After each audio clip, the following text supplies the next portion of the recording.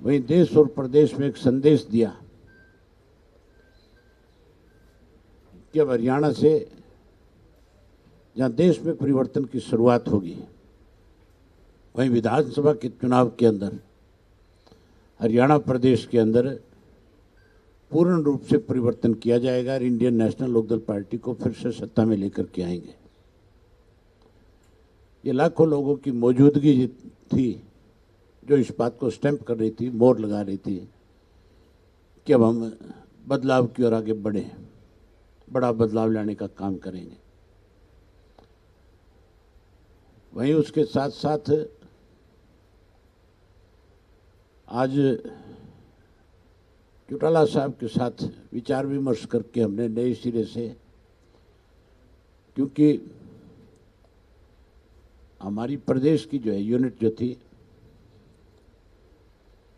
वो काफ़ी दिन से डिजोल्व की हुई थी, आज नए सिरे से फिर हम अपने प्रदेश की यूनिट को अलग अलग साथियों को अलग अलग जिम्मेवारी लगे, वो अलग अलग पदों पे बैठ करके पार्टी के संगठन को मजबूत करे। वहीं क्योंकि इलेक्शन ईयर है और इस इलेक्शन ईयर में वो अपनी बड़ी जिम्मेवारी निभाने का काम करे, इसलिए चौटाला साहब से विचार विमर्श के बाद आज एक फैसला हुआ कि प्रदेश के सत्र पे फिर से चौधरी नफे सिंह राठी को हमने अपना पार्टी का प्रदेश अध्यक्ष नियुक्त किया है। वहीं उसके साथ साथ उत्तर प्रदेश में भी हमने अपनी यूनिट जो है इंडियन नेशनल लोकदल पार्टी के, उसका अध्यक्ष भी आज नया नियुक्त किया है। समरपाल चौधरी समरपाल है, बागपत के रहने वाले हैं, जिनको ये जिम्मेवारी सौंपी गई है। वहीं उसके साथ साथ मुझे पहले प्रदेश के सत्र के ऊपर जनरल सेक्रेटरी के पद की जिम्मेवारी थी, अब वो जिम्मेवारी मुझे राष्ट्रीय सत्र पे दी गई है।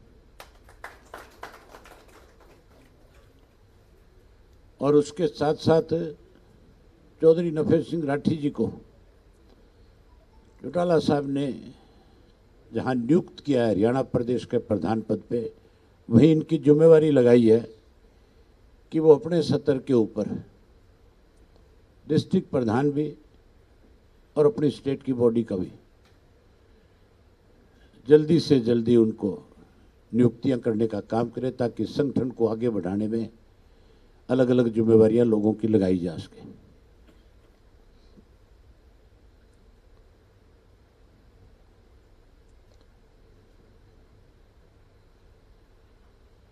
वहीं आज एक नई चीज सरकार के सामने आई है।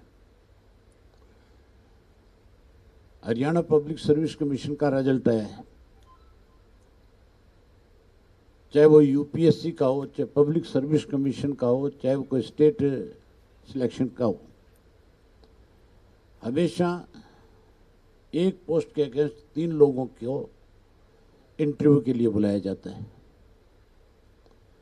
और बड़ी हैरानी की बात है, अब की बार 100 पोस्ट थी पब्लिक सर्विस कमीशन की, उन 100 के अगेंस्ट बुलाना तो चाहिए था 300 लोगों को।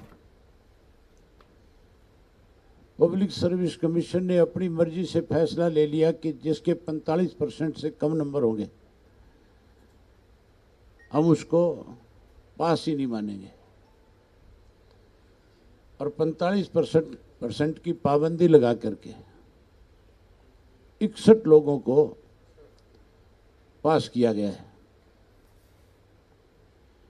100 को नियुक्त करना था, 61 को पास किया है।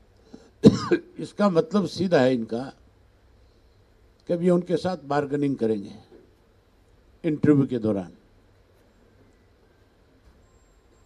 और बार्गेनिंग करके एक एक पोस्ट को करोड़ों करोड़ों रुपए में बेचने का काम करेंगे। पहली बात तो ये जो इनका फैसला ये गलत था कि 45% की इन्होंने रोक लगाई। पास तो 35% वाला होता है। अगर किसी के ज़्यादा नंबर आएंगे तो ऊपर चला जाएगा, अगर किसी के कम रहेंगे तो वो नीचे की पोस्टों पे जो अलाइड पोस्ट है उन पे आ जाएगा। लेकिन ये मनमर्जी जो है पहली बार देखी है कि अपनी मर्जी से फैसला लेकर के बच्चों के भविष्यों के साथ खिलवाड़ कर रहे हैं। दूसरी उसमें देखने वाली बात यह है कि एक भी शेड्यूल कास्ट को उसमें जगह नहीं मिली है। मतलब किस तरह से इन्होंने रिजल्ट तैयार किया है। जो रिजर्व पोस्टें हैं ये कहीं ना कहीं उन रिजर्व पोस्टों को खत्म करके अपनी मनमर्जी से वहां पे नियुक्तियां करना चाहते हैं। कितना अंधा खाता है कि सरकार अपनी मनमर्जी से अब तो पब्लिक सर्विस कमीशन में लोगों के नतीजे कैसे निकालने हैं उसके लिए भी अपनी मर्जी के फैसले करते हैं।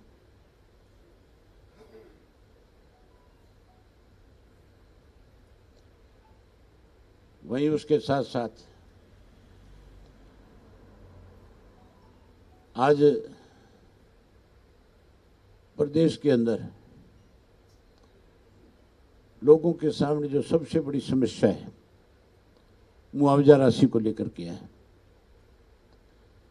जो पीछे बारिश हुई थी, अब गुलाबी सुंडी की जो मार पड़ी है, खास करके सरसा जिला, हिसार जिला, फतेहाबाद जिला जहाँ नरमे और कपास की खेती है, जींद जिला, वहाँ एक गुलाबी सुंडी का बहुत बड़ा प्रकोप है।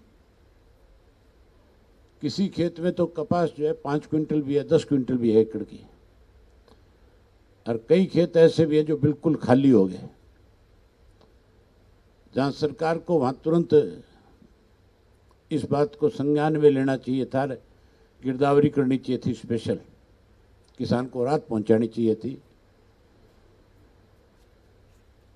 वहाँ उसकी अनदेखी कर रहे हैं और उसकी स्पेशल गिरदावरी करने की बजाय उसकी बात को सुन नहीं रहे। पहले भी इन्होंने जो बारिश की वजह से फसलें खराब हुई थी, जिन फसलों का मुआवजा मिलना चाहिए था, मुख्यमंत्री ने बारी बारी ये बात दोहराई थी कि हम जो है इसका बड़ा मुआवजा देने का काम करेंगे, और उसमें बताया जा रहा था 7,000, 12,000, 15,000 देंगे,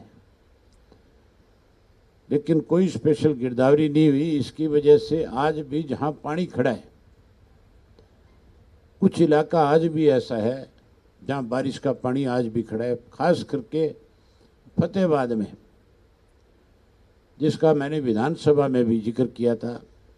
आज भी हजारों एकड़ फसल जो है वहाँ पानी में डूबी हुई है, पानी खड़ा है, जिसमें आगे गेहूं की फसल की बिजाई भी होना संभव नहीं है। सरकार को तुरंत वो पानी भी निकालना चाहिए और उनकी मुआवजा देकर के मदद भी करनी चाहिए।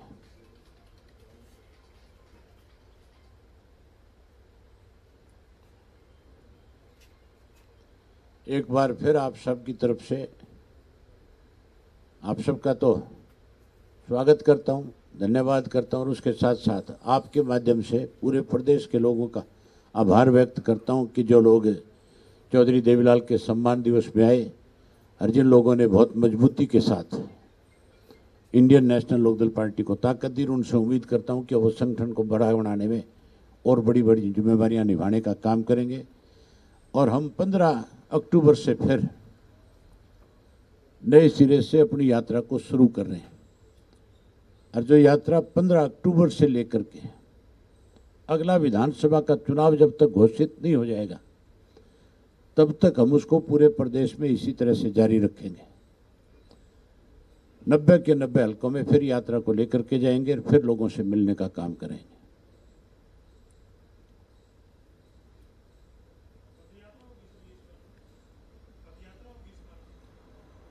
नहीं, गांव ज़्यादा हैं। इस बार हमने गाड़ियों से रथ यात्रा का कार्यक्रम बनाया है। एक एक दिन में 15 से 20 गांव में जाऊंगा। पहले तो एवरेज 7-8 गांव थी, लेकिन अब जो यात्रा शुरू करेंगे उसमें रोजाना एवरेज 15 से 20 गांव हम कवर करेंगे। उसमें रास्ते में जो शहर आएगा वो भी कवर करेंगे, जो कोई कस्बे आएंगे वो भी कवर किए जाएंगे। अभी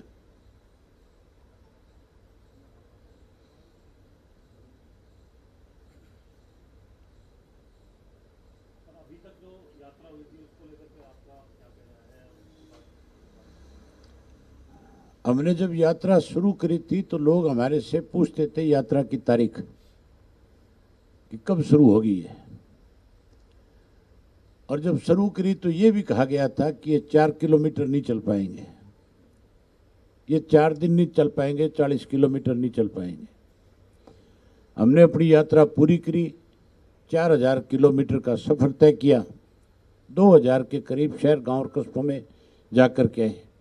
लाखों लोगों से मैं पर्सनली मिला, उनकी क्या क्या दिक्कत और कठिनाइयां हैं, हर गांव की, शहर की, कस्बे की जानकारी ली, और उसके साथ साथ उस यात्रा का आपने प्रभाव देखा, असर देखा कि चौधरी देवीलाल जी के सम्मान दिवस के ऊपर लाखों लोगों ने, क्योंकि उस यात्रा के दौरान हम जिन लोगों से मिले उन लोगों ने हमारे ऊपर विश्वास व्यक्त किया, उसी का नतीजा था कि चौधरी देवीलाल के सम्मान दिवस के ऊपर लाखों की संख्या में लोग आए थे। लोगों की कोई गिनती नहीं कर सकता था। जो जगह हमने उनके बैठने के लिए निर्धारित करी थी वो जगह बहुत छोटी पड़ गई थी। जितने लोग अंदर थे उससे 2-3 गुना लोग जो है बाहर थे। 20-20 किलोमीटर का जाम था।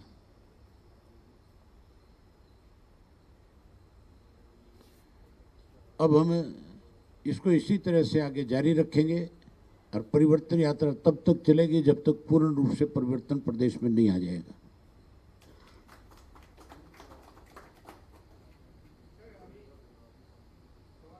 जी जी,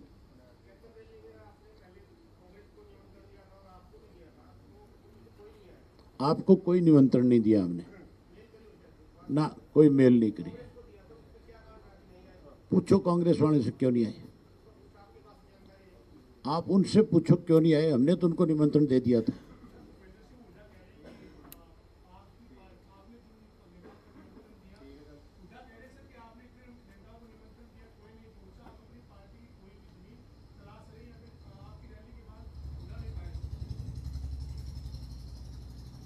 भूपेंद्र सिंह हुड्डा तो अपनी जेब मिटा रहा है। इस रैली के बाद, इस सम्मान दिवस के बाद कौन जमीन तलाश रहा है, इस बात का फैसला लोगों ने सम्मान दिवस रैली में आके कर दिया था।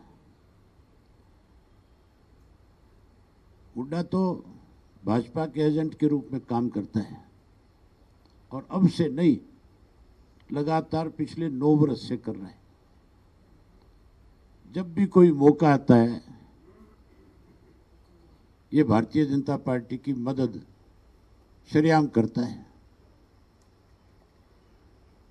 अब भी इसका ये कहना कि हम 10 की 10 सीट जीतने में सक्षम है, 10 की 10 में तो ये पीछे भी चुनाव लड़े थे और बाप बेटा दोनों लड़े थे, फिर जीत के नहीं आए। फिर क्यों हार का सामना करना पड़ा इनको। ये तो भाजपा को लाभ पहुंचाने के लिए इस किस्म के बयान देता है। हमने जिन नेताओं को बुलाया सिवाय कांग्रेस को छोड़ करके बाकी सब आए थे, और हमारी जो सोच थी वो ये थी कि भारतीय जनता पार्टी को किस तरह से सत्ता से बाहर किया जाए, इसके लिए सबको निमंत्रण दिया जाए। लेकिन हमारी एक सोच उससे पहले और भी रही है। हमने ये भी खुल करके कहा था कि गैर भाजपा और गैर कांग्रेस तीसरा मोर्चा बने, क्योंकि क्षेत्रीय पार्टी जो है ये नेशनल पार्टियां उनको उभरने नहीं देना चाहती है, उनको खत्म करना चाहती है। सारी अगर क्षेत्रीय पार्टियां इकट्ठी हो जाएगी तो फिर सत्ता का परिवर्तन तो अपने आप हो जाएगा, फिर कौन रोकेगा। चौधरी देवीलाल ने जनता दल बनाया था, गैर भाजपा थी, गैर कांग्रेस थी। उसने कांग्रेस को सत्ता से बाहर किया था कि नहीं किया था। अगर क्षेत्रीय पार्टियां अपनी अपनी स्टेट में मजबूत है, सारे अगर इकट्ठे हो जाएंगे तो ना कांग्रेस की जरूरत पड़ेगी ना फिर भाजपा की जरूरत पड़ेगी किसी को। फिर ये दोनों पार्टियां सत्ता से दूर चली जाएंगी। सर आपने कैथल के अंदर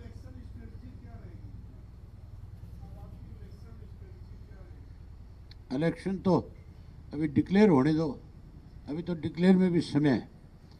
हम अब सबसे पहले तो 90 के 90 विधानसभा क्षेत्रों में मैं जोन के सत्र पे जाऊंगा। उसके कार्यक्रम तय हो रहे हैं, 15 तारीख से शुरू करूंगा और जहां 15 तारीख से लेकर के लगातार एक एक गांव में जाकर के आऊंगा, वहीं संगठन कैसे मजबूत हो, संगठन को मजबूत करने के लिए लोगों से मिलूंगा। जब पार्टी का संगठन मजबूत होता है, जिस पार्टी के संगठन मजबूत हो, जिस पार्टी में डिसिप्लिन हो, उसको सत्ता में आने से कोई नहीं रोक सकता। कांग्रेसियों की तो दाढ़ी हाथ जूतियों में बटती है। जिनका ये पवन जिक्र कर रहा था, बोले हम जमीन तलाश रहे, उनने पूछो तुम कौन सी गलियों में घूम रहे हो क्या? तुम तो रोजाना एक दूसरे को गाली देते हो, एक दूसरे के कपड़े फाड़ते हो, तुम्हारे पे लोग कैसे विश्वास करेंगे, भरोसा करेंगे? तुम तो अपने वर्चस्व की लड़ाई लड़ रहे हो क्या? जेजेपी भी उत्साहित है, सीकर के अंदर उन्होंने जो रैली की है उसको लेकर। ऐसी रैली आप भी करो, आप भी उत्साहित हो जाओगे। आपने वीडियो देखे कि नहीं देखे? देखे होंगे कैसे महिलाएं और बच्चे जो है बिल खिला रहे थे। एक नई चीज और मुझे पता चली, ये तो पंचकुला की बात है तुम्हारे। पंचकुला से 3 बस ले गए, उन बसों में जिनको बैठा के ले गए उनसे 1000-1000 रुपये ले लिए इन्होंने। बोला तुम्हें 3 रात एक बना के दे दिया, 3 रात का खाने पीने का पैकेज कि 1000 रुपया लगेगा, 3 रात का पैकेज है, आपको खाटू श्याम जी रे सालासर धाम दोनों दिखा के लाएंगे। लोगों ने 1000-1000 रुपये भी दिए पड़पल्ले से, इन्होंने तो उनकी जेब भी काट ली। इससे बड़ा उत्साह कैसे हो सकता है? ये तो बड़ा आसान काम शुरू कर दिया इन्होंने पैसे इकट्ठे करने का। मुझे लगता है ये एक रैली और जल्दी करेंगे, क्योंकि फिर ये कहीं ना कहीं कमाई करेंगे उसमें। इसकी इंक्वायरी करानी चाहिए कि अगर ऐसा हुआ है तो फिर इनके खिलाफ FIR भी होनी चाहिए, इनके खिलाफ कार्रवाई होनी चाहिए।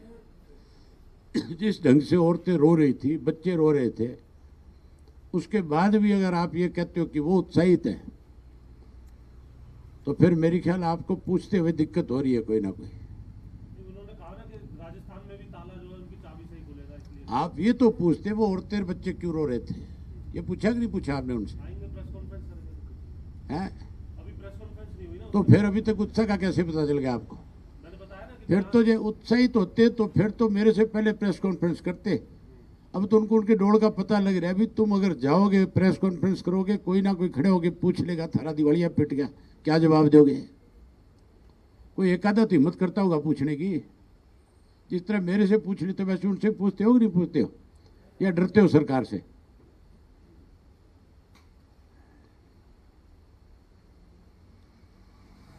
सर जो सीईटी ग्रुप 56-57 की जो परीक्षा हुई उसके अंदर भी एक नई चीज निकली है, मामला कोर्ट के अंदर गया। अब परिवार पहचान पत्र अथॉरिटी डॉक्यूमेंट वेरिफिकेशन हुई है, जो परीक्षा दे चुके हैं सर उनके 7800 के सामाजिक आर्थिक मापदंड के जो अंक है वो अब काट लिए जाएंगे। कैसे देखते हैं? जबकि हाईकोर्ट ने कहा था मेरिट लिस्ट जो है वो आप ठीक से तैयार करके लाइए, लेकिन डबल बेंच में राहत मिली। ये मुख्यमंत्री जो है, जब इसका पास कोई काम नहीं होता, खाली समय होता है, तो ये देखता है लोगों को परेशान कैसे किया जाए। उसके लिए फिर ये बैठा बैठा कोई ना कोई नई शरारत ढूंढता है।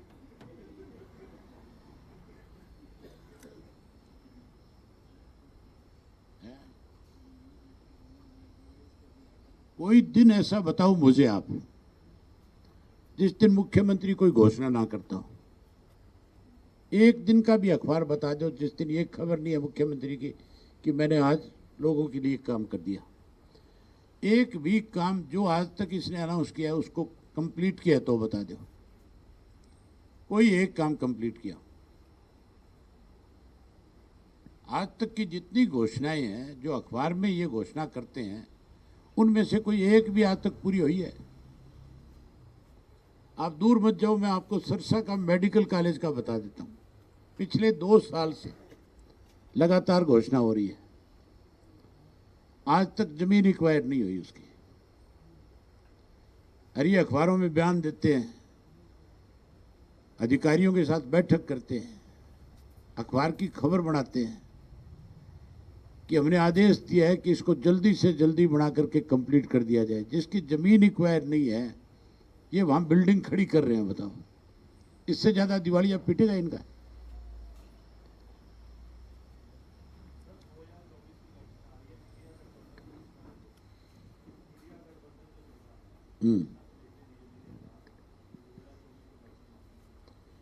अभी उसकी शुरुआत है, अभी तो शुरुआत ही है ना। अब उन्होंने एक कमेटी बनाई है, उस कमेटी की अब तक एक मीटिंग हुई है। आगे और जो मीटिंग होगी उसके बाद रिजल्ट सामने आएंगे। किसको? ना तो हमें अब तक बुलाया और ना हम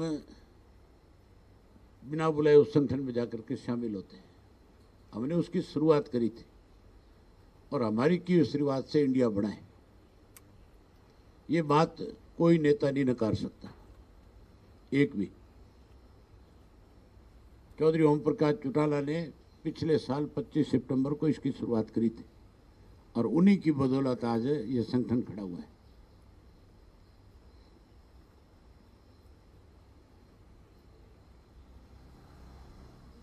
धन्यवाद आपका। चाय पिलाता हूँ, आओ आपको सबको।